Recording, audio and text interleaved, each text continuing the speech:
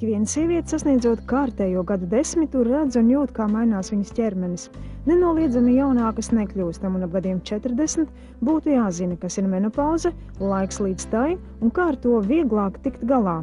Šajā laikā sieviete meklē palīdzību vienalga, vai viņa atzīst hormonus vai kādas citas zāles, vai neatzīst. Un medicīna, ievērojot visu šo pārējās sūdzības un visas tās prasības, iet tālāk. Viņa mēģina, un ir jau pirmie mēģinājumi ar femarelli, kad no dabiskām vielām, kā sojas un linsēklām, izveido preparātus, nevis īstus hormonus, bet tie, kas kairina, it kā var teikt, kairina sieviešu estrogēnu receptorus. Viņš veicina jaunu kaulu šūnu veidošanos, osteoblastu veidošanos.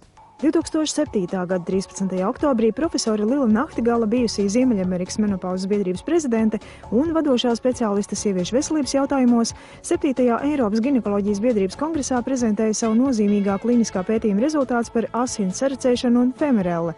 Pētījums rāda, ka femarelli ir vienīgais pierādītais šodien pieejamais produkts, kas neietekmē nelabvēlīgi asins sarecēšanas parametrus un kuru var rekomendēt pacientiem pat ar trombofīliju. Šī kliniskā pētījuma rezultāti sniedz turpmāku ieguldījumu femarelli drošības profilā un apvienojumā ar tā iedarbību nostiprina femarelli kā iespējams labāko pirmās izvēles iespēju ārstiem un sievietēm menopauzes vadīšanā.